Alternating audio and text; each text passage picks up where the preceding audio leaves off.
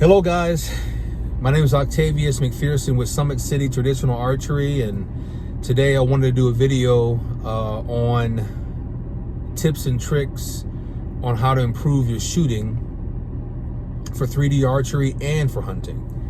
The reason why I'm doing this video in my truck instead of on the range is because I'm waiting to get tires on my trailer. My trailer literally blew a tire on the way here to try to get some equipment from a rental shop, trying to pick up an excavator, and didn't go well. I got some stuff on my property I got to do outside and before spring ends, and was trying to do that and blew a tire. So you know how it goes, guys. I mean, there's always something, right? But while I'm sitting here waiting for this tire to get replaced, I am trying to think on why I did so bad last weekend in my tournament. I went to a 3D archery tournament here in Texas, and there's some good shooters there, man, for real. And I thought I was a good shot, and I'm nowhere near some of these guys. But why is that, right? Well, all the guys I'm going against are gap shooters.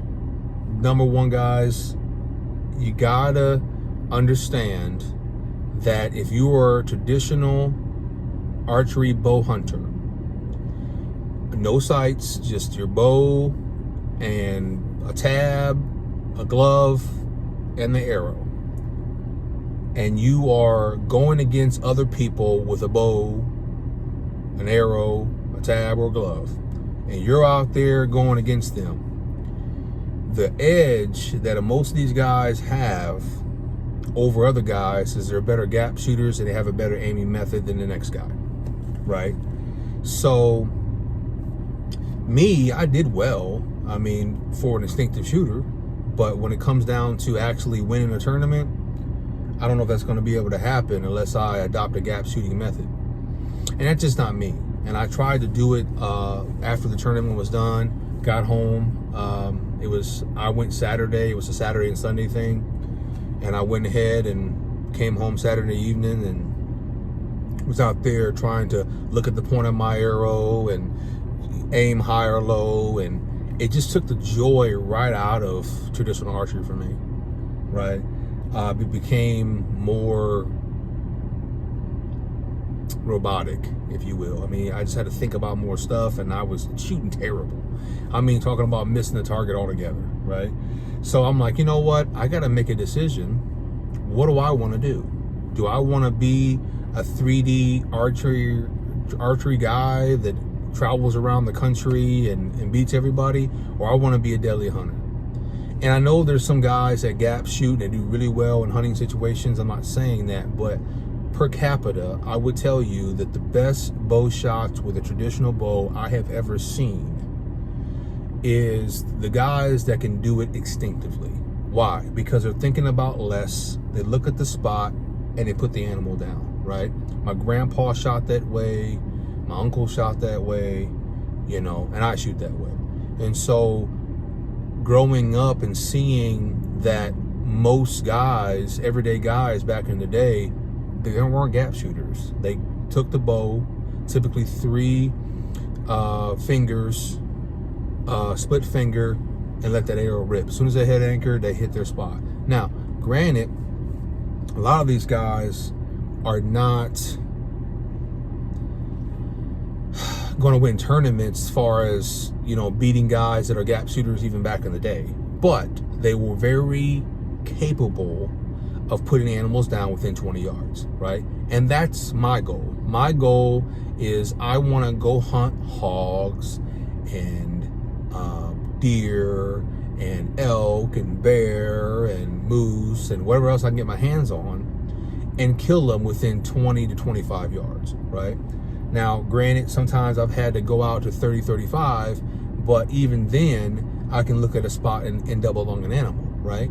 But I'm not thinking about all this stuff, right? So, man, I'm telling you, I almost did a video that day when I was shooting. It was bad. You know, I just was like, this is terrible. So it proved that I'm for sure an instinctive shooter. Sometimes I hold for 2 seconds, but I am judging distance based on like throwing a baseball, throwing a football, shooting a basketball. I've always liked being able to fine tune something to precision. And the only way I know how to do that for me and the way my brain works is to do it naturally. As far as throwing a baseball, throwing a football, shooting a basketball, whatever it was in sports that I did it naturally. I didn't think about all this stuff. Some guys can get it down to a science, man, and they can get everything, but I'm just not there. I'm not that good. I'm good at hunting. I'm good at tracking animals and putting animals down. And so this year I plan on killing several deer and several hogs, but I can't think about all this aiming method stuff because it's not effective for me. But I can get better at instinctive shooting. So that's what I'm gonna focus on, just being a better instinctive shooter. Use these 3D archery tournaments as ways to practice. I don't want to go out here and beat everybody. Now some of these guys I'm beating still. Some of these guys are using a gap method and I'm still a better shot than them. But the top guys, I'm not beating them no matter what I do, unless I adopt what they are doing. And I'm not gonna do that because it's gonna screw me up.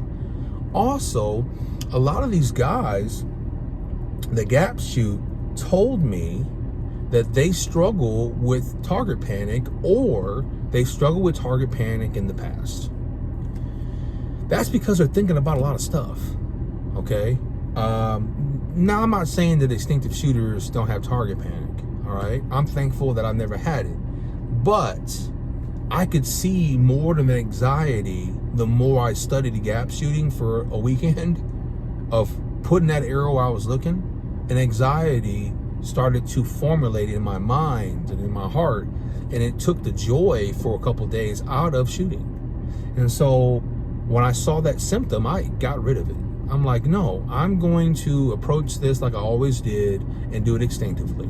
I've been amazed sometimes when I'm hunting. I'm like, how did I kill that animal? One time I was up on a ridge, and this was probably about 10 years ago. And I'm on this ridge, and it was a sand dune area, a lot of pine trees, beautiful place. It was at a Boy Scout camp, actually. And they owned like 1,600 acres. And at the time I had an inn so I could hunt it. And knew some guys that were good old boys, and they just let me hunt, right? Paid a couple $100. It was great. Killed 2-3 deer every year. Praise God, right? But I went up there, sat in this stand that my father-in-law set up, and I had a herd of does come in. I pick my bow up off the hook, knock an arrow, and I got to shoot down. I'm already 20 feet in the air if I was on flat ground, but this was on a ridge. So it probably been 40 feet. I didn't take that into consideration, right? I was just focusing on that animal. So I got up, took the bow off the hook, knocked my arrow, made sure my bow arm was in line with that arrow, shot, hit the ground, right underneath the belly of this doe. About a medium-sized doe. She wasn't that big, but was still good meat in the freezer because I had sat there for a couple of days and hadn't got anything yet. She ran off. Finally, I used my deer call, and I did a fawn bleat. The herd came back looking around down at the bottom of the ridge. Then I got the bow again within like 30 seconds to a minute, I would say. About a minute or two. I should say, yeah, about a minute. When I did that, she still turned back around because she didn't know what it was. She didn't know where I was at. She might have thought it was a falling limb. I don't know. But she came right back within like a minute, it seemed like. And then I put an arrow through her, and in that minute later, smoked her. Right double lung, went right through her. It was awesome. I was using a Zwickey broadhead, I think, at the time, and it was like 125 grains, and it was pretty good. Long story short, that animal's dead. I didn't think about an aiming method. I just thought about what I need to do in this situation to make sure this deer doesn't get away from me.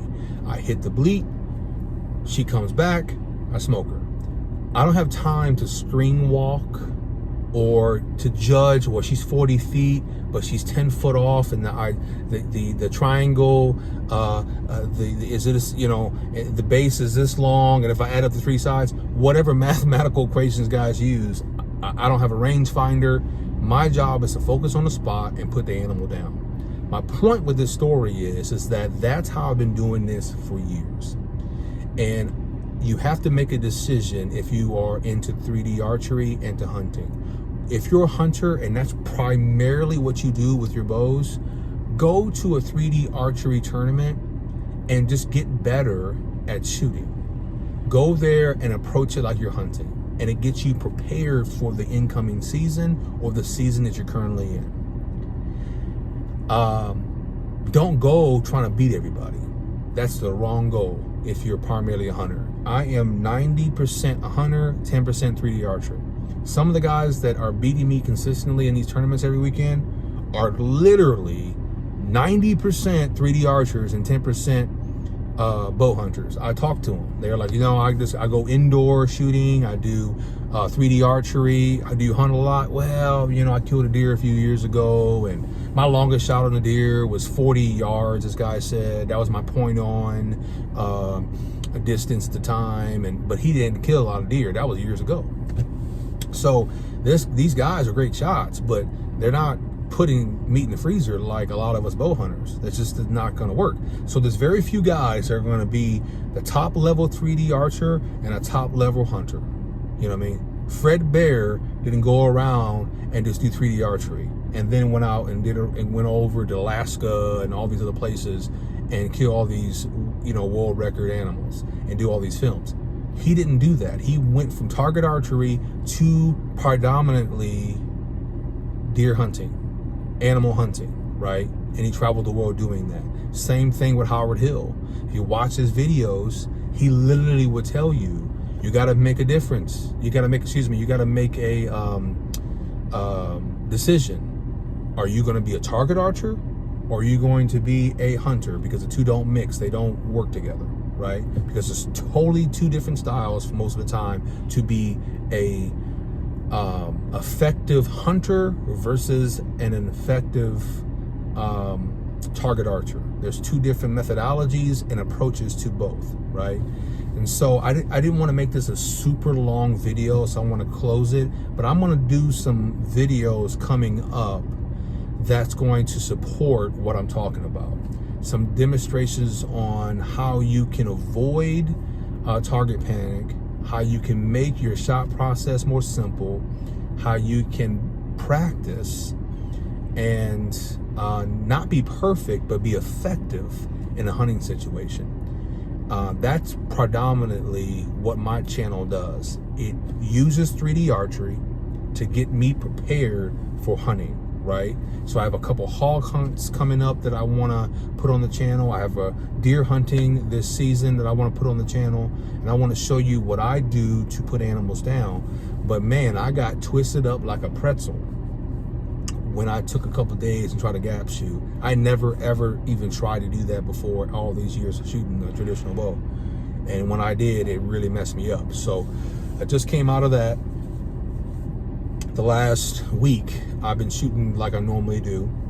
I'm not saying I'm not missing my spots sometimes, but I'm shooting way better and I can kill animals again. So don't overthink it.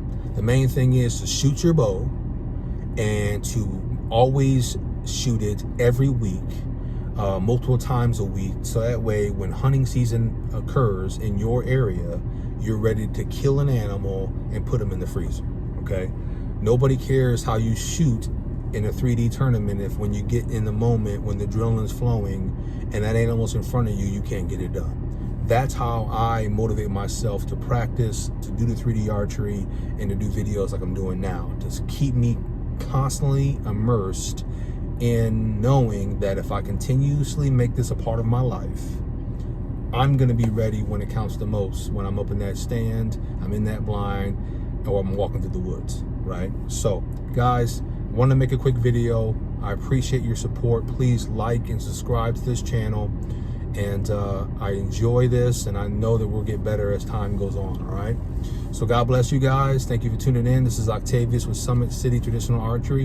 And remember, you don't have to get ready if you stay ready. All right, guys, we'll talk to you soon.